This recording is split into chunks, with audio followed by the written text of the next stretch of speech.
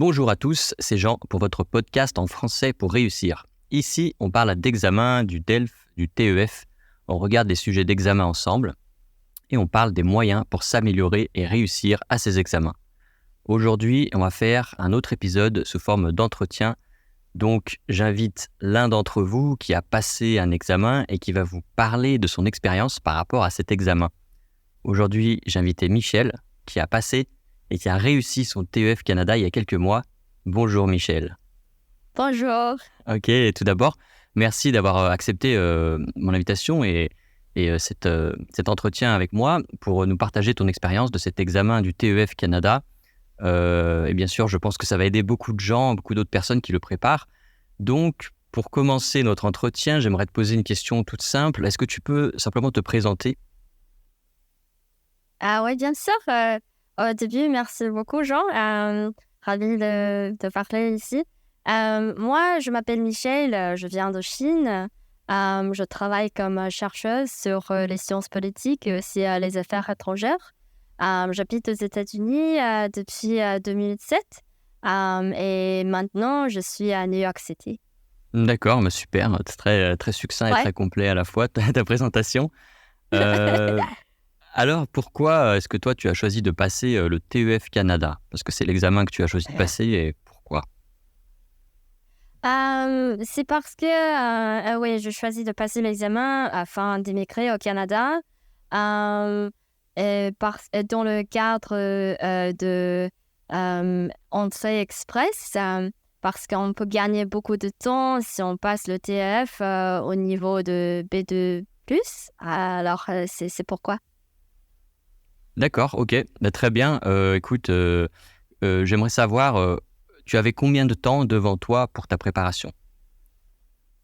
Moi, j'avais presque 2 mois. Alors, j'ai commencé à préparer à l'examen au début de mai. J'ai passé l'examen à la fin de juin. Alors, c'était presque 2 mois. Mais je voudrais aussi dire que auparavant, quand j'étais à l'université, j'ai étudié français pendant 2 années. Mais il y a peut-être 15 ans, 16 ans, alors il y a très longtemps et après, je ne l'avais jamais utilisé le français. J'ai oublié presque tout ce que j'ai appris. Ouais. D'accord, ok, ouais, donc t'étais pas rassuré non plus, quoi.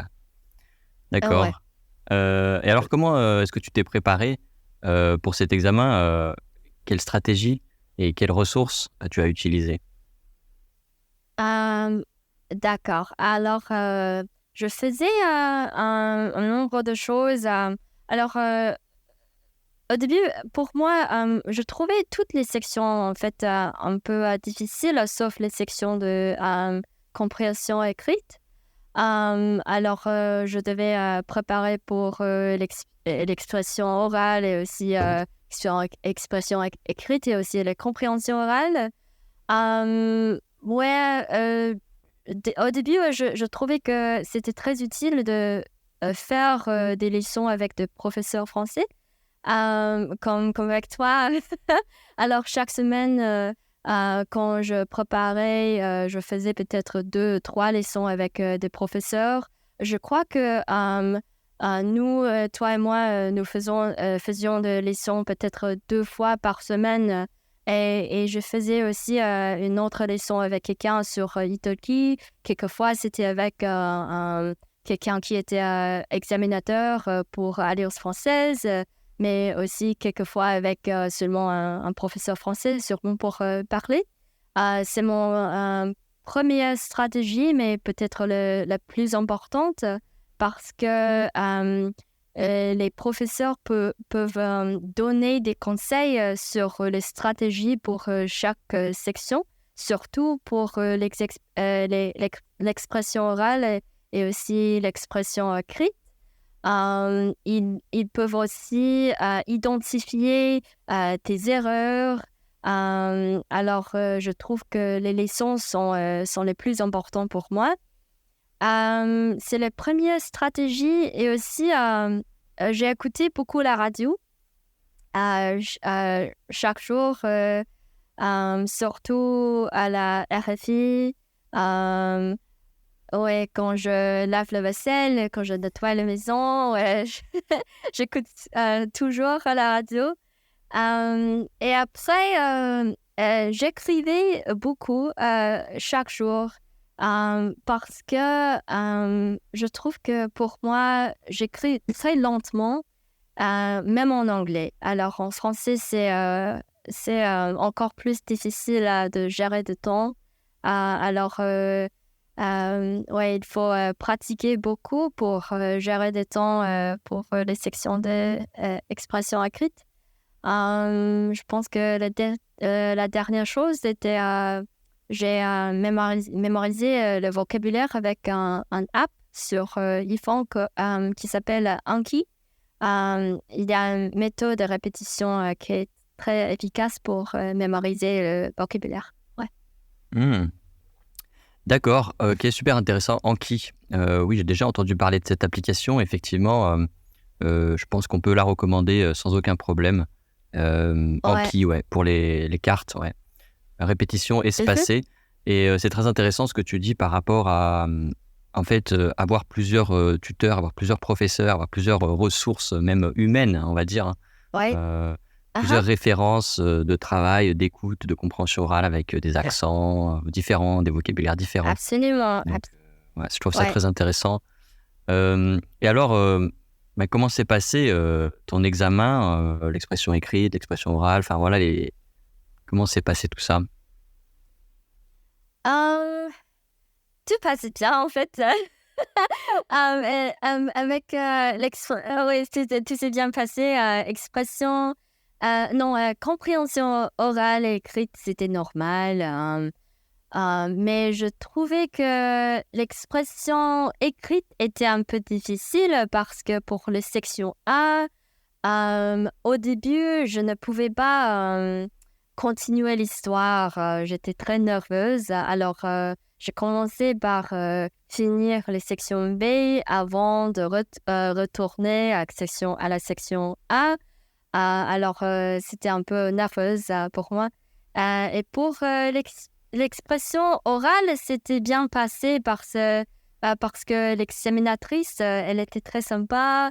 Alors, c'était très rassurant, mais c'est intéressant ici parce que la raison pour laquelle j'ai pratiqué avec plusieurs professeurs est parce que je pense que tous tous les examinateurs sont différents. Alors, on ne peut pas choisir la personnalité. Ouais. C'est vrai. Alors, ouais, je pense que c'est important de pratiquer avec les personnes diverses. Oui, mais dans ce cas, le professeur, l'examinatrice, elle était très sympa. Oui, alors tout s'était bien passé. Super, super. Bah, et félicitations pour ton examen, à la réussite de ton examen. Merci. Ouais. Et oui, effectivement, super. On ne sait pas à qui on va avoir affaire, en fait. C'est effectivement, l'examinateur, il peut être fatigué, il peut, voilà, c'est des personnes, c'est des humains, donc il y a toujours ce facteur, cette probabilité, on ne sait Bien pas ça. trop, en fait. Donc ça, c'est important de savoir, hein. On gère le maximum de choses en amont, la préparation, le stress, mais au jour J, voilà, c'est ouvert aux possibilités. Alors, Absolument. et Ouais. dans ton cas, c'était plutôt positif Ouais, avec cette ouais. examinatrice-là. Ok. Ouais. Est-ce que il y avait quelque chose, une chose à laquelle tu t'attendais, mais qui n'était pas dans l'examen? Non, je trouvais que dans mon cas, c'était en fait plus facile que pendant les exercices que je faisais avant l'examen. Parce que, oui, cette examinatrice en particulière, je pense qu'elle voudrait m'aider à à parler plus facilement. Alors, dans ces cas, non, il n'y avait rien oui, insolite. Hum, mais, mais je trouve que pour l'expression écrite, c'était plus difficile à dire parce que même si les sections B étaient les plus grandes, je trouve que c'était plus facile à préparer parce que il y a seulement un certain nombre de sujets comme les climats, la santé, la société, la famille, la technologie, comme ça, ouais. Il y a aussi une structure, mais les sections A, Oui, c'est partout. c'est très Oui, ouvert, ouais. c'est très, ouais, c'est très varié. Alors, je trouvais que c'était difficile d'acquérir le vocabulaire pour cette section. Alors, pour moi, à la fin de préparation, j'ai acquis beaucoup de mots par exemple, sur les accidents, sur les Oui, mouvements, sur les crimes, sur ouais, les catastrophes. Ouais, c'était c'est un peu ça, drôle, mais c'est ça. ouais. Ouais, ouais, mais c'est tout à fait, je pense que tu as bien fait, c'est une Ouais. bonne chose de faire ça. Ouais, ouais. On a Ouais. moins de contrôle sur cette section A, ouais, qui peut... c'est la surprise, quoi, Ouais, complètement. absolument. Absolument, ouais. D'accord. Et est-ce qu'il y avait des choses, au contraire, que tu ne t'attendais pas, en fait, à voir à l'examen, qui t'ont surprise? Hem, Surprise, hem,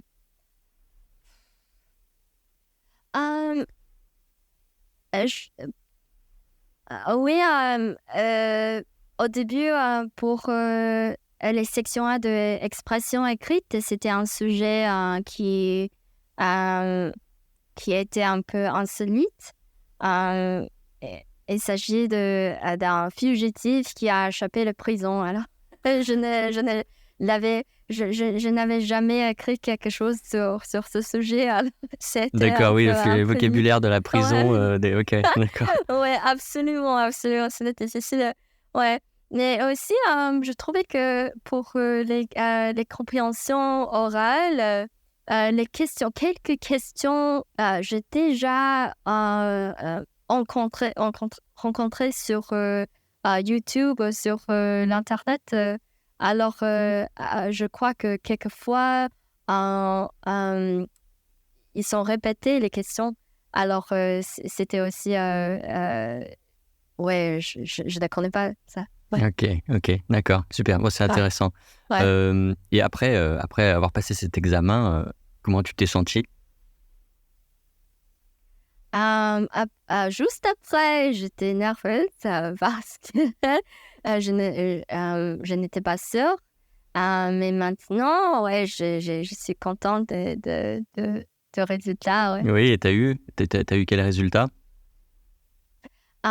J'ai C1 pour, toutes les catégories, alors c'est suffisant pour, la migration, ouais. Voilà, Alors je suis très contente. super, Ouais. bravo. Alors maintenant, qu'est-ce que tu as prévu de faire? Quels sont tes projets? Ouais, maintenant, en fait, je viens de quitter mon travail. Tu as Alors démissionné, bon, bah, bravo. oui, oui, j'ai démissionné de mon travail, alors, maintenant, peut-être, je commence quelque chose avec des amis, mon propre entreprise, ouais, ouais. OK, et donc tu vas aller au Canada, du coup, est-ce que c'est quelque chose que tu prévois de faire là? Comment Hem tu vas passer ce... Ah oui, au Canada, oui, D'accord, l'année prochaine, parce que pour, le cadre de, entrée express, ça prend peut-être 6 mois, 8 mois pour, finir, les ouais, toute la procédure, ouais. le procédure, ouais. Ouais, super, super. OK. Eh bien, super, bah, c'est très intéressant. Est-ce que tu as un dernier mot, une chose que tu voudrais partager, avec nous, avec, les auditeurs? Hem, oh oui, peut-être 2 choses, la première est, parler beaucoup, parce que pendant, l'examen, hem, c'est non seulement la stratégie, mais aussi la confiance. Alors si on peut, parler avec, de fluidité, plus à l'aise, ça ouais, ça marche bien. Alors, ouais, je pense que parler plus, pratiquer avec des amis français, avec, des professeurs, ouais, c'est la première chose, et la deuxième est, n'inquiète pas, parce que la confiance est très importante, alors, surtout pendant l'examen. Ouais, c'est les 2 choses. D'accord, super. Bah, merci beaucoup pour ces conseils, Merci. pour le partage de ton expérience et pour ces encouragements que tu donnes à tous les auditeurs. Je pense que ça va leur être très utile. Alors, si vous aussi, vous avez réussi à passer un examen en français, si vous avez réussi un examen, que ce soit le DELF, le TEF, si vous souhaitez en parler et partager votre expérience comme Michel, vous pouvez me contacter via le site getsetfrench.com. Et bien sûr, il y a la transcription de cet épisode qui sera disponible sur le site. Vous cliquez sur le lien qui est en description de l'émission. Et si vous avez aimé ce podcast, si vous avez aimé cette émission, bien sûr, mettez une bonne note sur la plateforme où vous l'avez écouté, donc Apple Podcast, Spotify, etc. Ou un commentaire, tout simplement. Ce sera très utile pour moi et pour les autres. Voilà. Eh bien, bon courage pour votre préparation à l'examen du TEF et à la prochaine fois.